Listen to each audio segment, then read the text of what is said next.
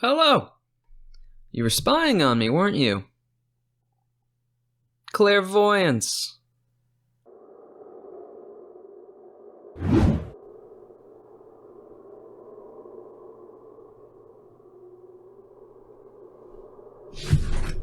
What are you doing here? 3rd level divination, casting time of 10 minutes, range 1 mile. Components: verbal somatic material, a focus worth at least 100 gold pieces, either a jeweled horn for hearing or a glass eye for seeing. Duration, concentration, up to 10 minutes. You create an invisible sensor within range in a location familiar to you, a place you have visited or seen before, or in an obvious location that is unfamiliar to you, such as behind a door, around a corner, or in a grove of trees. The sensor remains in a place for the duration, and it can't be attacked or otherwise interacted with. When you cast the spell, you can choose seeing or hearing. You can use the chosen sense through the sensor as if it were you in the space. As an action, you can switch between seeing and hearing. A creature that can see the sensor, such as a creature benefiting from seeing visibility or true sight, sees a luminous intangible orb about the size of your fist. I mean, for 3rd level divination, mile radius, it could be behind a door popping in. Gold cost kinda hurts. It does also specifically mention, okay, so does that mean you need both foci?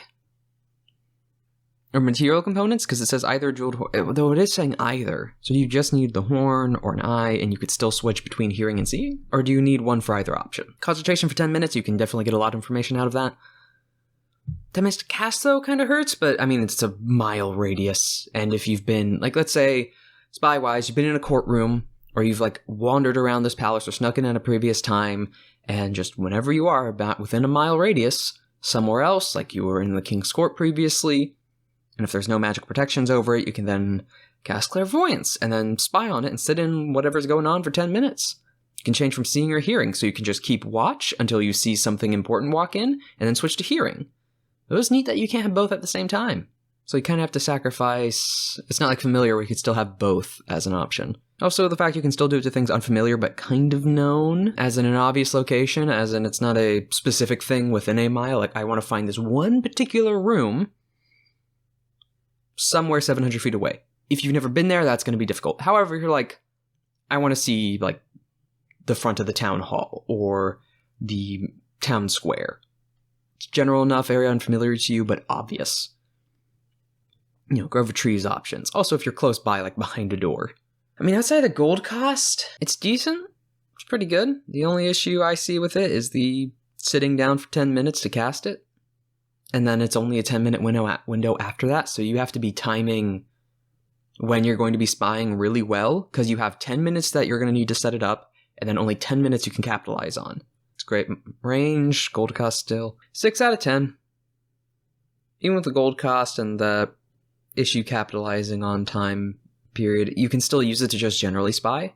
Like, to check for guards, to check for, not just for the sense of spying for particular information to capitalize upon, but you can see into a room before you walk in. It's still a scouting tool. Actually, wait, what level was Arcane Eye?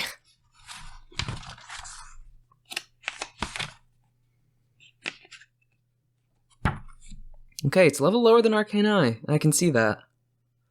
Because Arcane Eye, I'd say do that. Though this, it does have a mile radius. Or mile range. Yeah, 7 out of 10. Did I give it it's a 7?